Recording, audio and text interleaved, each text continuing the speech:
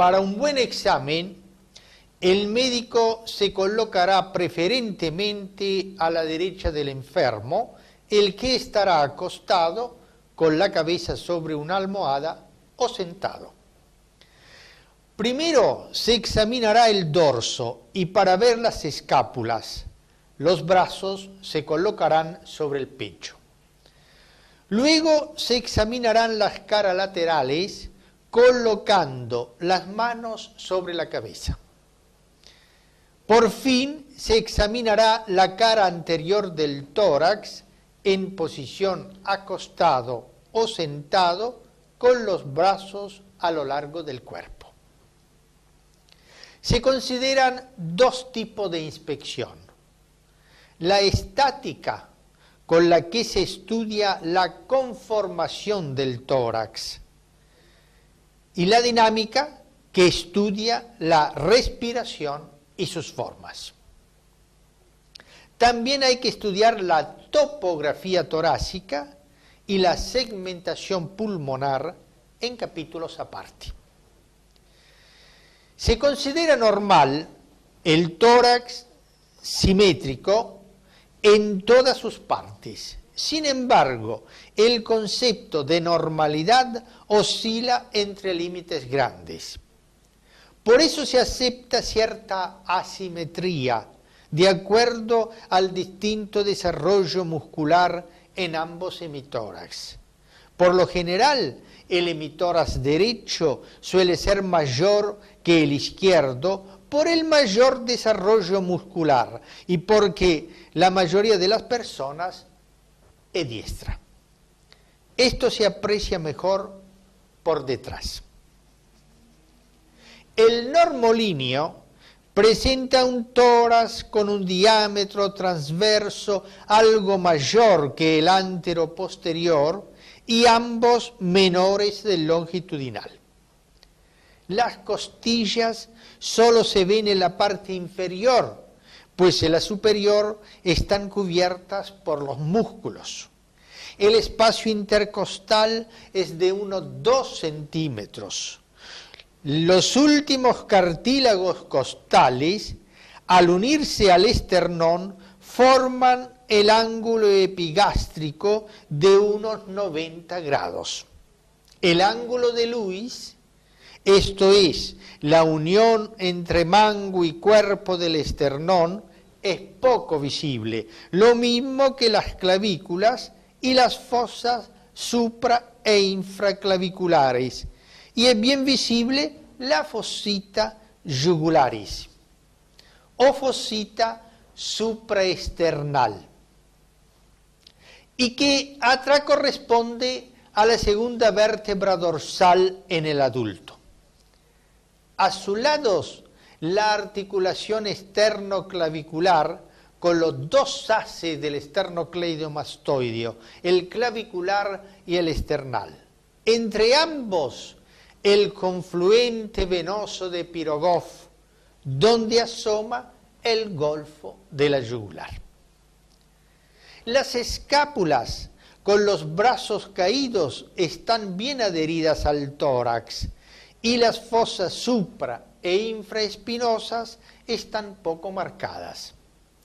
A nivel de la columna, con el tronco flexionado, se ven las apófisis espinosas y dos curvas, una lateral o escoliosis con convexidad a la derecha y otra anteroposterior o sagital con convexidad posterior o sifosis. Para examinar la cara lateral se levantarán los brazos colocando las manos sobre la cabeza.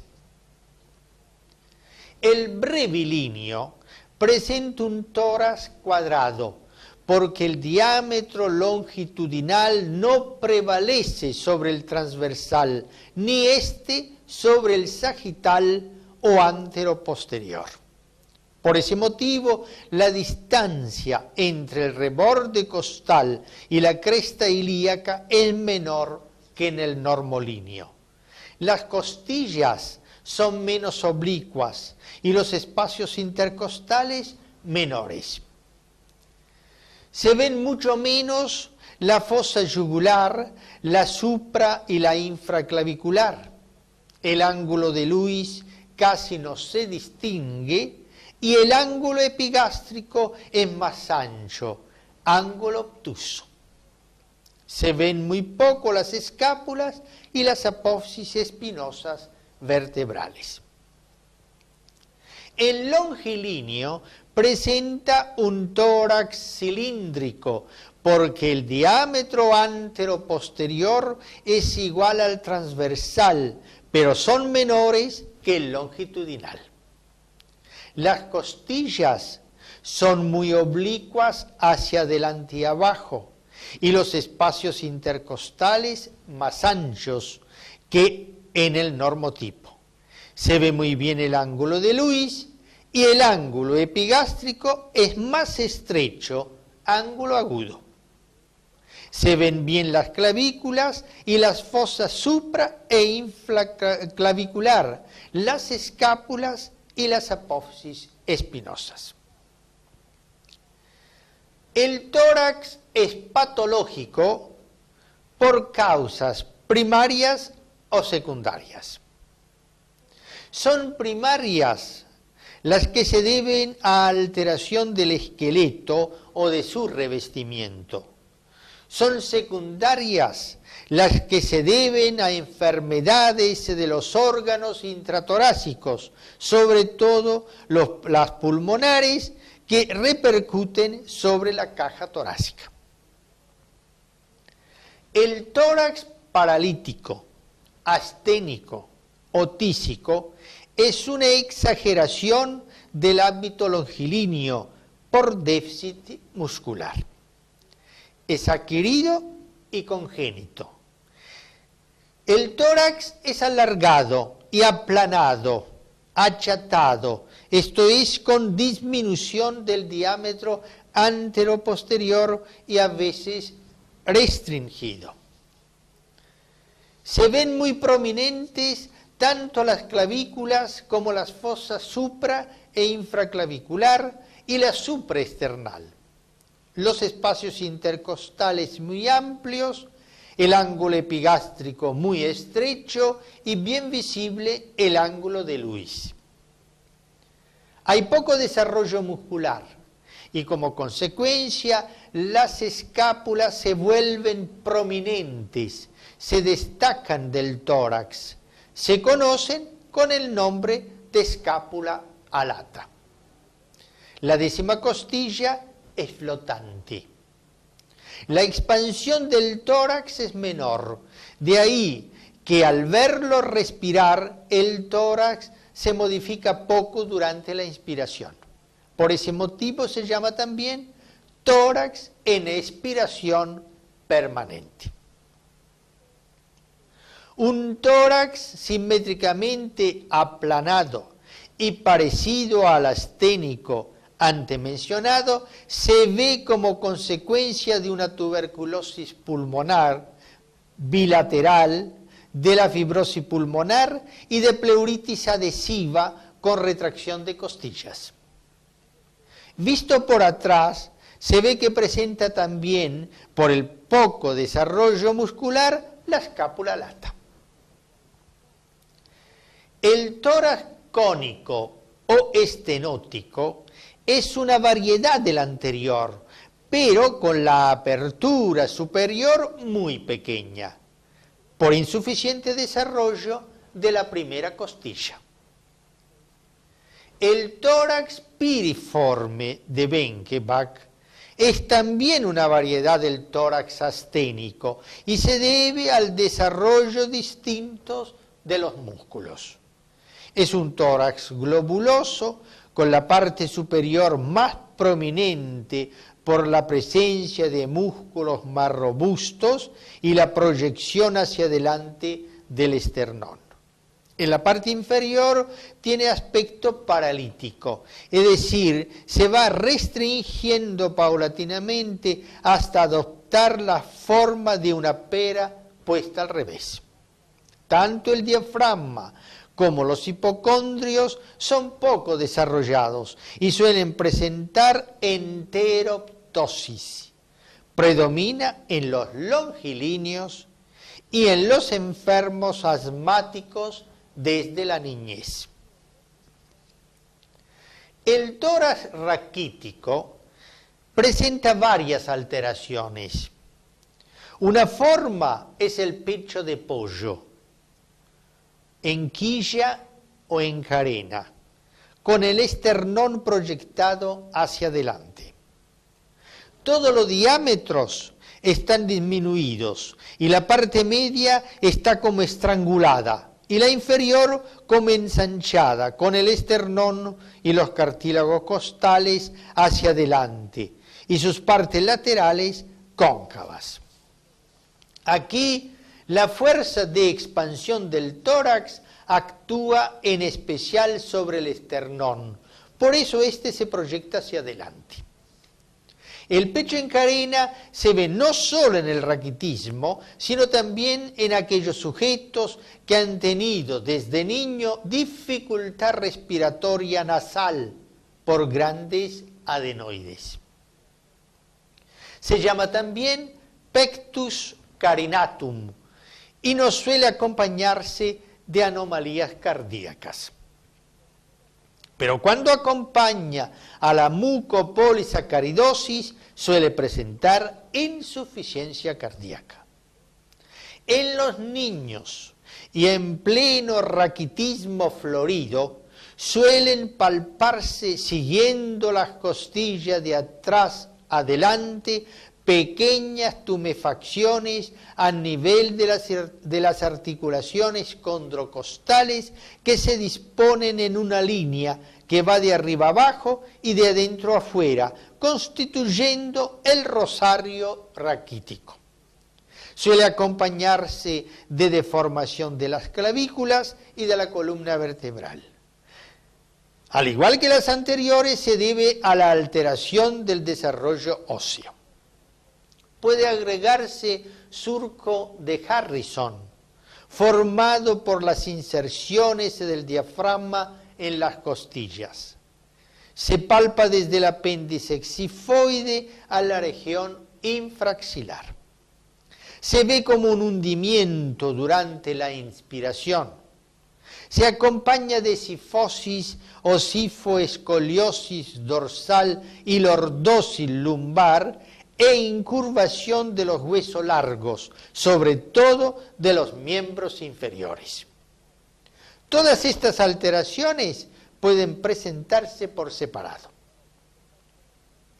El tórax en embudo se caracteriza por presentar la parte inferior del esternón hundida, desde el tercer cartílago costal al apéndice xifoides. Se debe a bridas fibromusculares que lo unen a la columna.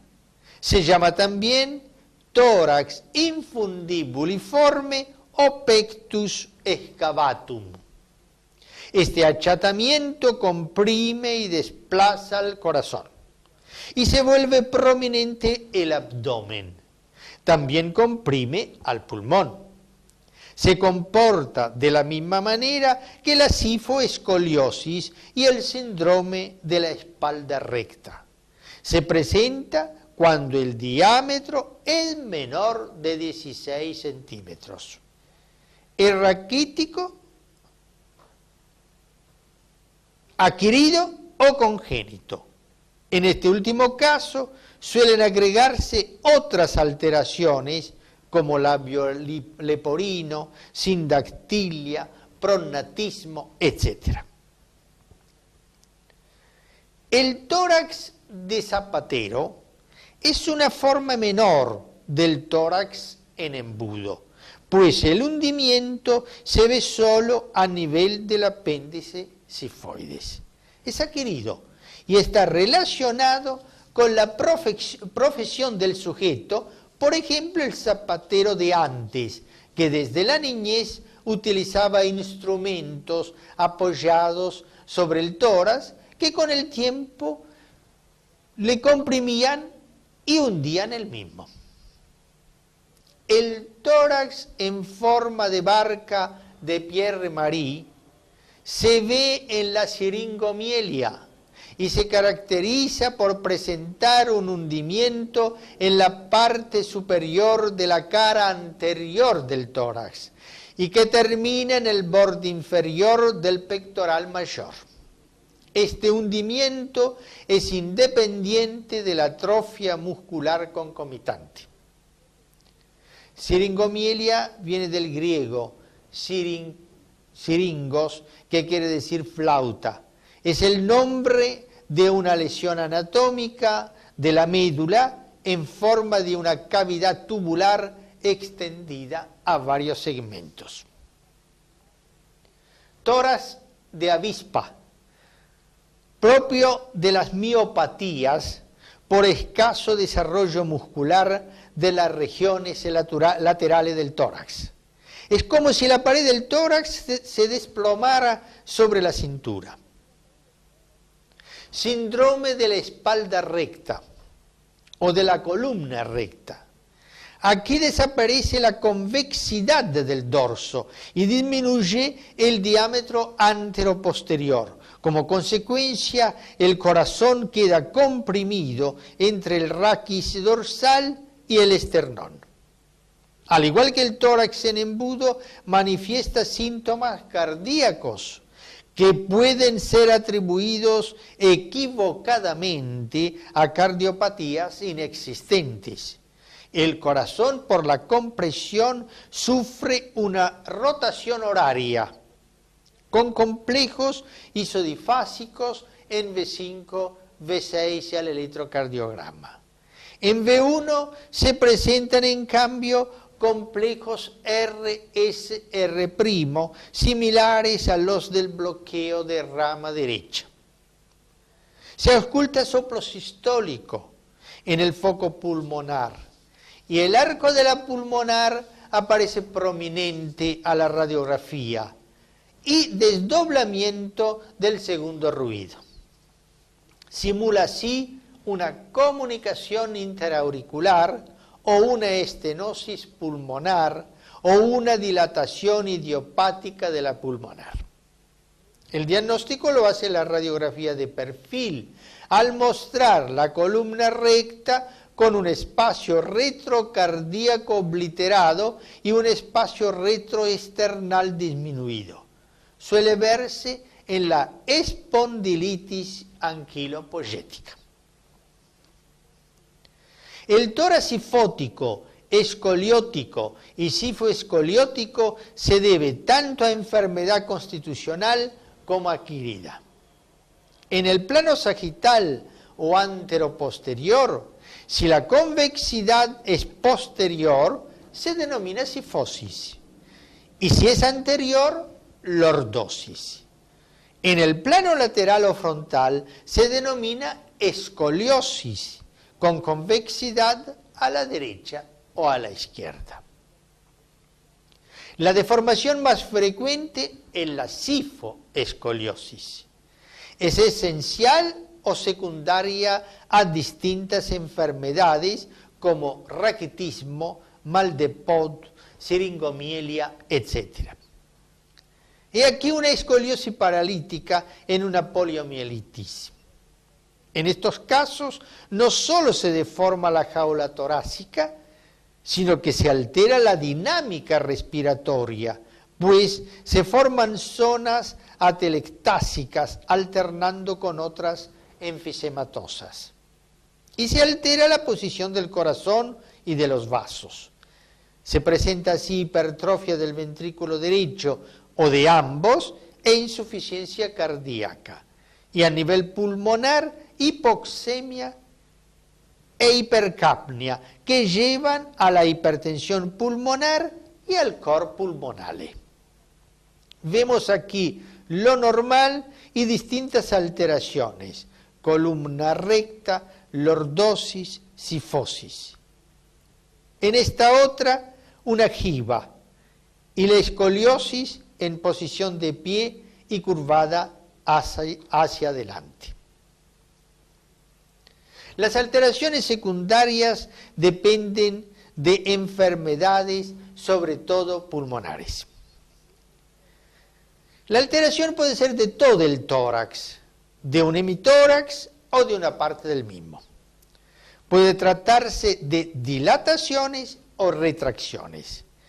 La dilatación de todo el tórax más frecuente es la que se debe a enfisema pulmonar. Por ese motivo recibe el nombre de tórax enfisematoso o en inspiración permanente o en tonel. Y como preferentemente se ve en los brevilíneos, muestra las mismas características de este. El tórax es corto y el diámetro anteroposterior supera al lateral y ambos al longitudinal. Las costillas están horizontalizadas, el ángulo de Lewis es bien visible y el ángulo epigástrico es más obtuso. Las fosas supraclaviculares convexas y el diafragma más bajo y aplanado, con disminución de la expansión inspiratoria. De ahí el nombre de tórax en inspiración permanente. Cuando se borran las fosas supraesternal y supraclavicular, se llama tórax en tonel. En este caso, también la parte más expandida es la media y la menos expandida la superior y la inferior. La dilatación unilateral presenta ese hemitórax más expandido, los espacios intercostales aplanados, las fosas supra e infraclavicular desaparecidas, la escápula alejada de la columna y el pezón más alto y más afuera del otro.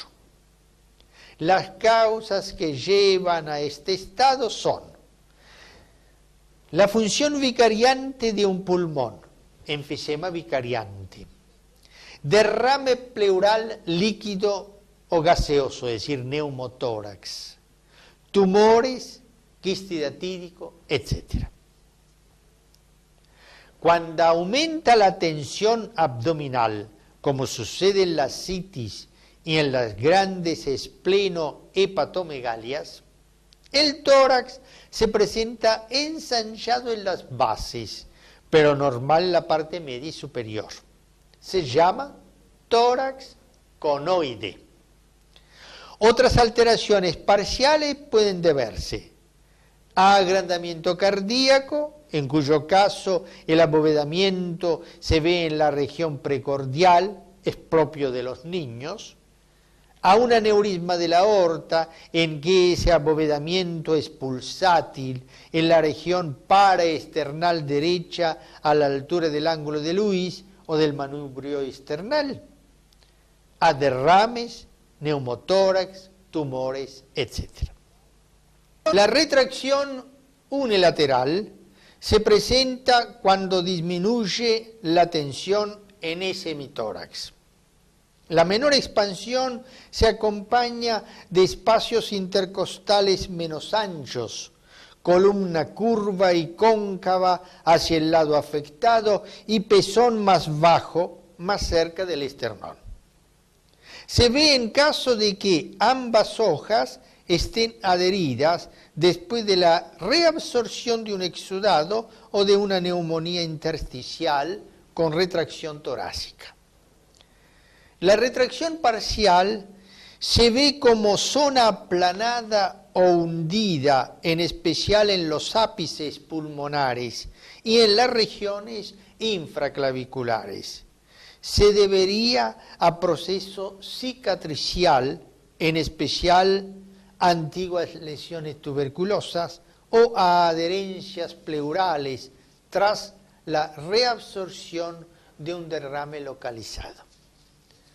Para un buen examen del tórax es útil que el enfermo esté fuera de la cama, de pie y con el tórax desnudo y bajo una buena iluminación. Si el enfermo no puede abandonar la cama, hay que colocar almohadas debajo de la espalda para mantener elevado el tórax o sentado para la inspección del dorso. El enfermo debe respirar primero normalmente y después profundamente. Seguiremos con inspección dinámica.